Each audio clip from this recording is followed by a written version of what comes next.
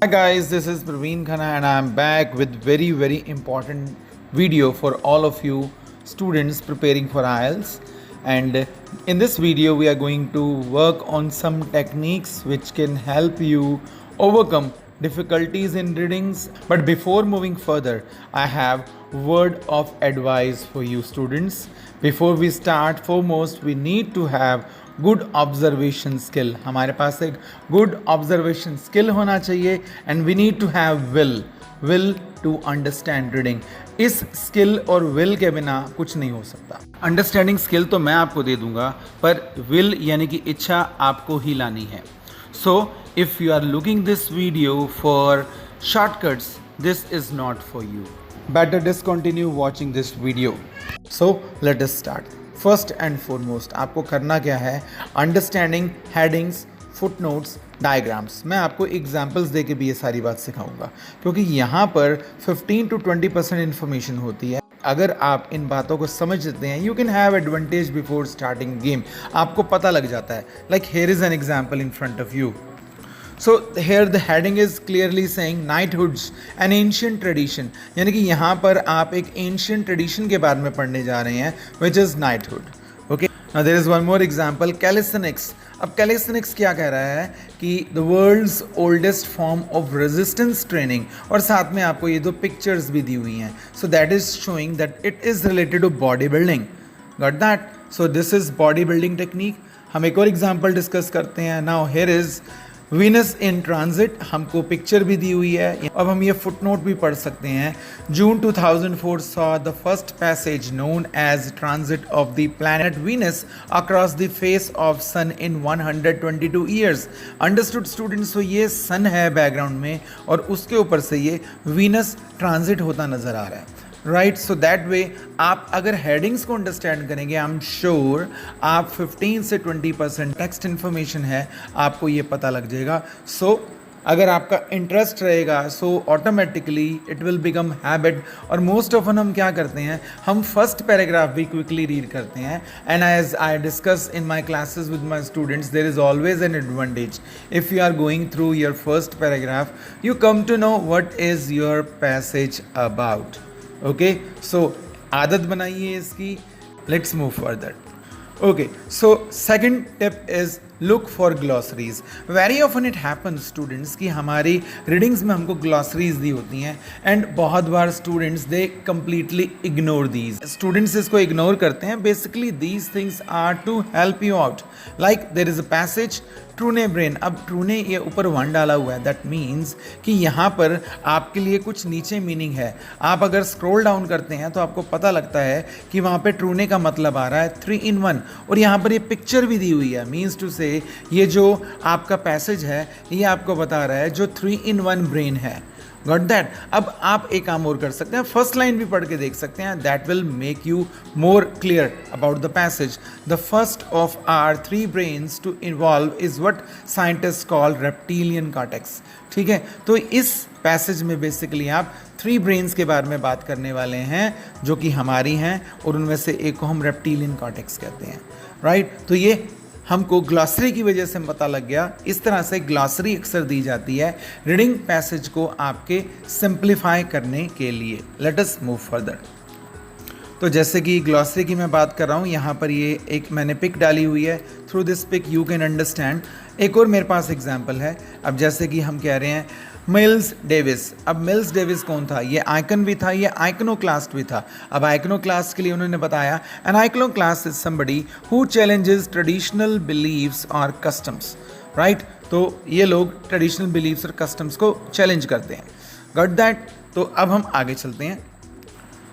Now very often our text have definitions. हमारे passages में definitions होती हैं, और डेफिनेशंस हमको अंडरस्टैंडिंग हमारी बढ़ाने के लिए ही डाली जाती हैं, because they know that students from all background are going to take IELTS.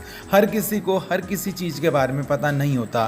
For example there is a passage जहाँ पर ऊटर्स की बात है. अब ये हमको पिक्चर भी यहाँ पर दी गई है और बताया गया है otters are semi aquatic, or in the case of sea otter, aquatic mammals that are members of mustelid family, which includes badgers, polecats, martins, etc. Right तो इस तरह आपको ऊटर्स के बारे में पता लग गया. You have got preview about your passage what you are going to read about. आगे चलते हैं. Here I have one cutting from our reading test जहाँ पर कि एक नई चीज़ हमको मिल रही है which is mass stranding. Mass stranding अक्सर स्टूडेंट्स को नहीं पता होता. सो mass stranding of whales and dolphins. अब यहाँ पर भी आपको बताया हुआ है situation where group of whales, dolphins etc. swim onto beach and die. वो बीच पर आके मर जाते हैं. So that is called mass stranding, यानी कि वो स्ट्रैंड हो जाते हैं, वो वहाँ पर आकर फंस जाते हैं. So that phenomena is called mass stranding. Here I have one more example, Arctic hedge. अब ये आर्टिक हेज की यहाँ पर बताया हुआ है. अगर आप इस पूरी लाइन को या अगली लाइन को भी आप अगर पढ़ते हैं, you will come to know what actually is the Arctic haze. So what they have said, it was during this time that the term Arctic haze was first used, referring to smoke of unknown origin. यानी कि haze जिसको कि smoke कहा जाता है, और it was of unknown origin and it was found in Arctic, that's why it was called Arctic haze. आप इसको पूरा go through करेंगे, आपको वहाँ पे पता लग जाएगा. यहाँ पर एक और लाइन है, by late winter the Arctic is covered by a layer of this haze the size of the continent of Africa. Right, so this line is also giving you hint what is your Arctic haze about. Similarly, I have one more example for you. The known judgmental term southpaw. ये southpaw क्या है, यहाँ पर आपको पता लग रहा है. By contrast, originates from Chicago baseball stadium where pitcher faced west so that the pitching arm of left-hander is to the south. यानी कि जो बेसबॉल गेम के अंदर जो पिक्चर होता है, यानी कि जो बॉलिंग होता है, वो अगर वेस्ट की तरफ फेस करके बॉल डालता है तो उसकी जो पिचिंग आर्म यानी कि लेफ्ट आर्म जो होगी वो उसकी साउथ की तरफ होगी. तभी उसका नाम वहाँ पर उन्होंने साउथ पॉ डाल दिया. ये टेक्निक्स आई होप आपको समझ आ रही हैं. आगे चलते हैं. ना this is very very important technique. आपको अगर वर्ड्स के बारे में पता नहीं लगता, आप उसकी सेंस का पता लगा सकते हैं, आप वर्ड रूट को फॉलो कर सकते हैं, पता लगा सकते हैं उसके साथ कौन से प्रीफिक्सेस सफिक्सेस लगे हुए हैं, आप लॉजिक्स को भी फॉलो कर सकते हैं और उससे भी आप इंफॉर्मेशन ले सकते हैं कि ये आपका वर्ड क्या पार्ट ऑफ स्पीच है, ये नाउन है, वर्ब है, एडजेक्टिव है, एडवर्ब है. ठीक है. So I would say if you are good at sentence structures, you can understand missing words as noun, adjective, verb, adverb.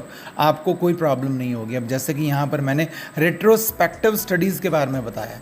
अब आप अगर इसको तोड़ते हैं, रेट्रो इसके साथ एक अगेतर है, प्रीफिक्स है retro which is related to past, और TIVE यानी कि ये पिछेतर है, ये सफिक्स है जो कि बात ये कह रहा है कि इस तरह के वर्ड्स हमेशा एडजेक्टिव्स बनते हैं. यानी कि ये कोई एक वर्ड एडजेक्टिव का काम कर रहा है, ऐसी स्टडीज़. तो इतनी सी बात हमको यहाँ पर पता लग जाती है. राइट. और अगर हम लॉजिकल फॉलो करते हैं इसी बात को, although the engine was never built, retrospective studies have concluded that Ada's calculation would have been correct had engine existed at the time. तो तब तक की या पुरानी स्टडीज़ हम ये कह सकते हैं. अब यहाँ पर जो सेंस बन रही है, पुरानी स्टडीज़ कंक्लूड करती हैं कि अगर ये इंजन बना होता तो उसकी कैलकुलेशंस बिल्कुल सही थी. So here I have one more word underlined for you. अब तक की जो भी हमने टेक्निक्स यूज़ की हैं, हम उन टेक्निक्स से ये पता लगाने की कोशिश करते हैं जो वर्ड है कमोमरेट्स, इसका मतलब क्या है. राइट. अब पहली बात हमने ये देखा कि यहाँ पर पैसेज हमको दिया हुआ है, पैसेज हेडिंग दी हुई है हमको यहाँ पर, English heritage blue plague scheme 2, यानी कि ब्लू प्लेग स्कीम के बारे में पैसेज है, और ये प्लेग हमको यहाँ पर दी हुई है. जो इंग्लिश हेरिटेज जो यहाँ पर नाम है, वो किस साल और किस साल तक वो जिए, पोइट थे, लिव्ड हियर इन 1811. राइट. सो अब यहाँ से ये पता लग जाता है कि ऐसी वो प्लेग्स बनाते हैं इंग्लैंड के अंदर, तभी इसको इंग्लिश हेरिटेज ब्लू प्लेग कहते हैं. अब यहाँ पर कमोमरेट्स का फिर मतलब ये है कि आप पूरी लाइन अगर देखते हैं, विच कमोमरेट्स Napoleon third 1867. In 1901 the plague scheme was taken over by London County Council. यानी कि जो वो कमोमरेट का मतलब वो प्लेग वो उसको ऑनर कर रही है. राइट. क्योंकि यहाँ पर ये भी पता लग रहा है कि विच कमोमरेट्स, ये सेंटेंस स्ट्रक्चर एक्टिव है, और हमको ये भी पता लग रहा है कि ये वर्ब है, और प्रेजेंट इंडेफिनिट के अंदर हम वर्ब के साथ SES भी इस्तेमाल करते हैं, एंड फर्दर सफिक्स को भी फॉलो करते हैं, ATE तो बहुत सारे ऐसे वर्ब्स हैं जिनके पीछे ATE होता है, जैसे एक्सेलरेट, डिफरेंशिएट, राइट। तो दिस इज योर वर्ब। और अब हमने यहाँ पर लॉजिकली काम करते हुए भी पता लगा लिया कि कमोमरेट का मतलब हो जाता है किसी को ऑनर करना। I have one more example for you. हम आगे चलते हैं। The temperature fell to -25 and frost might claim some of the dogs. अब यहाँ कर हमको ये पता लग रहा है कि जो टेम्परेचर बहुत कम हो गया, माइनस में चला गया और फ्रॉस्ट बाइट से कुछ कुत्तों की मौत होगी। अब फ्रॉस्ट बाइट हमको स्नेक बाइट के बारे में पता है, राइट। वैसे ही हम इसको फ्रॉस्ट बाइट कह देते हैं। फ्रॉस्ट का मतलब अब क्या होगा, यानी कि something which is related to cold. अब बहुत ठंड की वजह से यानी कि कुत्ते वहाँ पर मर गए। Got that. हम ऐसे लॉजिकली काम करते हुए वर्ड्स के मीनिंग्स को भी पता लगा सकते हैं। Now further there is one more technique which we use which is called using contrast. हम कंट्रास्ट करके भी वर्ड्स के मीनिंग्स को पता लगा सकते हैं। अब जैसे here is an example for you, a stumbling block. अब स्टम्बलिंग ब्लॉक का हमको मतलब नहीं पता, let's see. However, there is still a stumbling block, यानी कि अभी भी कोई स्टम्बलिंग ब्लॉक है।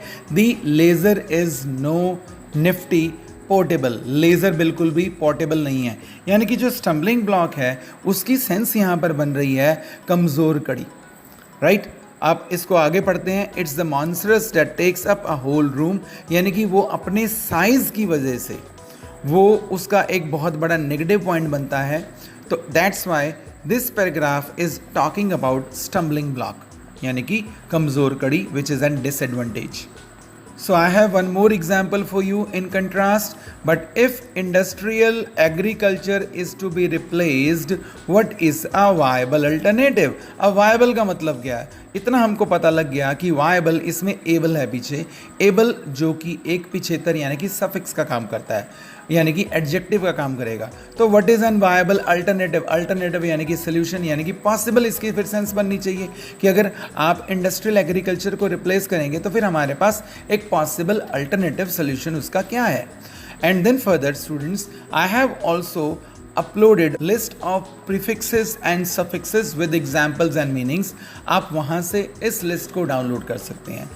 So I hope this video was really informational to you, and अगर आपको ये वीडियोस पसंद आ रहे हैं so I am waiting for your comments, and please don't forget to share, like and subscribe the channel. Bye bye. This is Praveen Khanna and I am signing off.